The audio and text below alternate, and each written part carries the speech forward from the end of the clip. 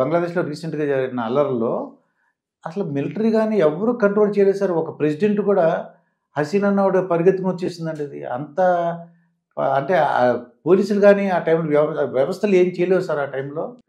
ఇప్పుడు ఏమవుతుందంటేనండి, ఈ రూలర్ని బట్టి వ్యవస్థ ఉంటుంది. ఇప్పుడు మన దేశాల్లో భారత ఉపఖండంలో ఇంకా వీళ్ళకి ప్రజాస్వామ్యం అలవాటు కాల రూలర్స్కి. వీళ్ళు పాతకాలం ఎవరైతే గ్రామాల్లో పెత్తందారులు ఉంటారో ఈ పెత్తందారితనమే వీళ్ళు ఎగ్జిబిట్ చేస్తారు. పెద్ద లీడర్ అనుకోండి, ఆ పెద్ద లీడర్ తను అనుకుంటాడు, ఈ రాష్ట్రానికి పెద్ద అనుకుంటాడు.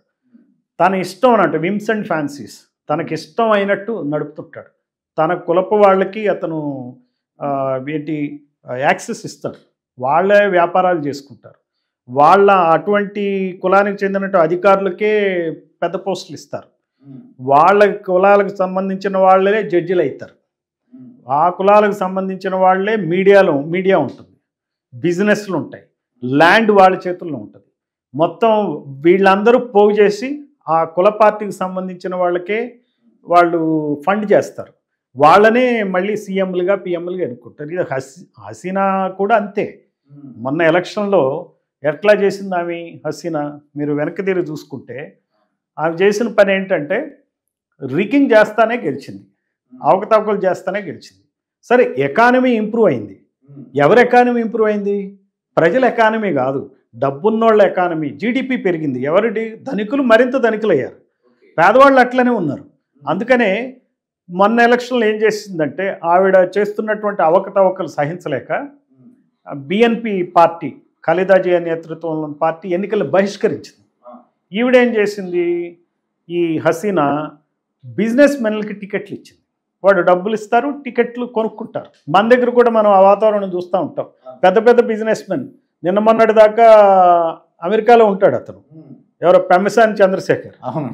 పెమ్మసాని చంద్రశేఖర్ వచ్చి కంటెస్ట్ చేస్తాడు, గుంటూరు ఎంపీ గెలుస్తాడు. 200-300 కోట్ల రూపాయలు పార్టీ వర్గాల ద్వారా పంచారని చెప్పి ప్రచారం కూడా జరుగుతూ ఉంది. సో మళ్ళీ అతను మినిస్టర్ కూడా అయిపోతాడు. అప్పుడు నిజమైన టీడీపీ కార్యకర్తలకి ఏ మెసేజ్ వెళ్తుంది? నీకు ఎంపీ టికెట్ రావాలంటే డబ్బు ఉండాలా, నీ రూలింగ్ కులం ఏదైతే ఉందో కమ్మ కులానికి చెందినవాడు అయ్యి ఉండాలా, అప్పుడే నీకు టికెట్ వస్తుందనే కదా. అంతే కదా. మీకు ఆ నియోజకవర్గంలో, ఆ పార్లమెంట్ నియోజకవర్గంలో బీసీలు ఎంతమంది ఉంటారు? సగానికి సగం మంది ఉంటారు. కానీ ఒక బీసీ ఎమ్మెల్యే అవుతాడు. లాస్ట్ ఎలక్షన్లో ఒక్క బీసీ కూడా లేడు అక్కడ ఎమ్మెల్యే. అంబేద్కర్ పుణ్యం అని గుంటూరు పార్లమెంట్ నియోజకవర్గంలో 2 ఎస్సీలు ఎమ్మెల్యేలు ఉంటారు. ఆయన పుణ్యం అది, లేకపోతే వాళ్ళు కూడా ఉండేవాళ్ళు కాదు. అది రిజర్వ్డ్ కాన్స్టిట్యూన్సీ, అవి రిజర్వ్డ్ మనం అనుకుంటున్నాం. కానీ మిగిలిన 5 నియోజకవర్గాలు కమ్మలకు కానీ రెడ్లకు కానీ రిజర్వ్డ్. ఇప్పుడు రిజర్వేషన్లు అనేది ఏంటంటే మనం చూసేది ఏంటంటే అంబేద్కర్ పుణ్యమాని 2 సీట్లు అక్కడ రిజర్వ్ అయినాయి, కానీ కాదు 5 సీట్లు వీళ్ళకి రిజర్వ్ అయినాయి. అందుకనే ఇప్పుడు మన అసెంబ్లీలో చూస్తే 35 మంది కమ్మలు ఉన్నారు. గత అసెంబ్లీలో 17 మంది కమ్మలు ఉన్నారు. గత అసెంబ్లీలో 50 మంది రెడ్లు ఉన్నారు. ఇప్పుడు 32 మంది రెడ్లు ఉన్నారు. అంటే నేను అనేది ఏంటి, ఈ నియోజకవర్గాలు 60-70 నియోజకవర్గాలు ఈ 2 కులాలకి రిజర్వ్ అయినాయి. ప్రజలు ఏమంటున్నారు, అరే ఎస్సీలకి రిజర్వేషన్ ఉందా, ఎస్టీలకి రిజర్వేషన్ ఉంది. ఇది ఎస్సీలకి ఎస్టీలకి రిజర్వేషన్ లేదు. ఈ రిజర్వేషన్లు ఉన్నదే ఈ అగ్ర కులాలకి, ఈ 2 కులాలకి ముఖ్యంగా. అయితే ఈ బంగ్లాదేశ్ విషయంలో కూడా అదే పరిస్థితి. మతం ఉంది, తేడా ఉంది, సేమ్ వర్గాలు ఉన్నాయి అక్కడ. ఆ వర్గాలు ఉన్న నేపథ్యంలో ఇట్లానే టికెట్లు కూడా ఆవిడ ఇచ్చింది, వీళ్ళు ఇస్తున్నట్టుగానే. డబ్బున్నవాడు ఇండిపెండెంట్ని ఆవిడే నిలబెట్టింది. ఎందుకంటే పోటీ ఉండాలి కదా. ఫేక్ ఇండిపెండెంట్స్ నిలబడ్డారు, వాళ్ళతో ఎలక్షన్ జరిపించేసింది. ఎలక్షన్ జరిపించాలంటే ఎలక్షన్ కమిషన్ లోపాయికారిగా ఆమెకు అనుకూలంగా పనిచేసినట్టే. మనం అలాంటి ఆరోపణలు కూడా ఇప్పుడు వింటున్నాం ఇక్కడ భారతదేశంలో. అలానే పోలీస్ యంత్రాంగం కూడా వాళ్ళు కూడా అలానే లోపాయికారిగానో డైరెక్ట్గానో వీళ్ళకి సహకరించారు.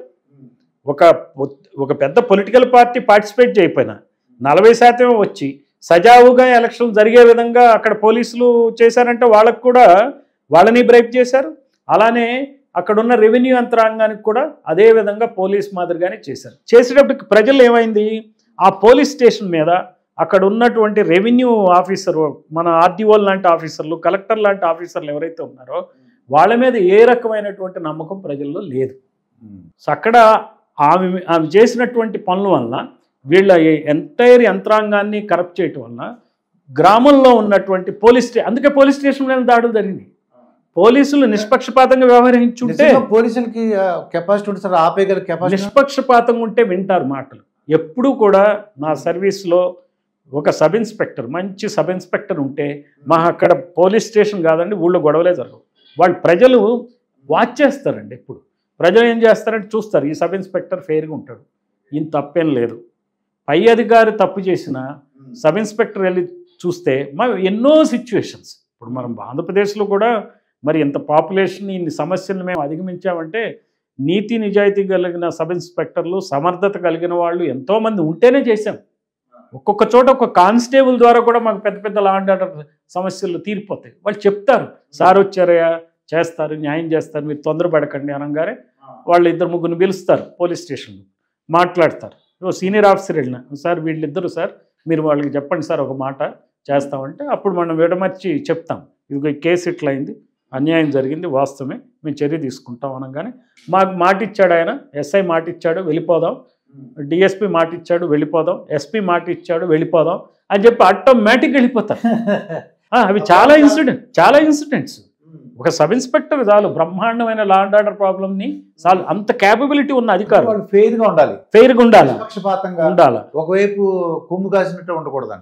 అక్కడ ప్రజాప్రతినిధి, ప్రజా కంటకుడైనా కానీ ఆఫీసర్ మంచివాడైతే నా మాట విని వెళ్ళండి అంటే వెళ్తారు. అట్లాంటి ఎన్నో ఎక్స్పీరియన్సెస్ ఉన్నాయి. అవును సార్ ఆయన అట్టంటోడే, మీ న్యాయం చేస్తారుగా, మీ మాట వినిపోదు.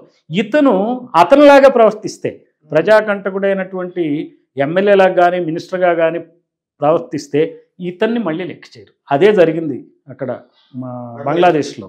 అందుకే వాళ్ళు పోలీస్ స్టేషన్ తగలబెడతారు. పోలీస్ స్టేషన్ తగలబెట్టి ఎంత విపరీతమైన ఒత్తిడి వచ్చిందంటే సైన్యం వాళ్ళ ప్రభుత్వాన్ని ఏర్పాటు చేయలేని పరిస్థితి వచ్చింది. లేకపోతే సైన్యం తీసుకునేది. అక్కడ మార్షల్లా వాళ్ళు పెట్టేవాళ్ళు, అక్కడ సైన్యాధిపతి బంగ్లాదేశ్ని టేక్ ఓవర్ చేసేవాడు. కానీ అతను టేక్ ఓవర్ చేయలేని పరిస్థితి ఉందన్నమాట. ప్రజలకి ఇది కూడా చెప్పారు, సైన్యం అధీనంలో ప్రభుత్వం ఉండకూడదు అని. వాళ్ళలో క్లారిటీ వచ్చింది. ఆ దెబ్బతో ఒక నోబెల్ బహుమతి గ్రహీత ఆయన మహమ్మద్ యూనస్, పొదుపు ఉద్యమం పితామహుడు, ఆయన్ని అనవసరంగా జైల్లో పెట్టి బాధ పెట్టారు. అప్పుడు ఆయన్ని అధ్యక్షుడి కింద చేయటం జరిగింది. అంటే నేను అనేది ఏంటంటే ఈ ఎక్స్పీరియన్సెస్ అన్నీ భారతదేశంలో ఉన్నటువంటి పాలకులు, పాలక కులాలు అర్థం చేసుకోవాలి. ప్రతిరోజు మీ రోజే కాదు, ఇవి పోయే రోజులు వస్తున్నాయి కాబట్టి ఈ దృష్టితో మనం ఆలోచించాలి.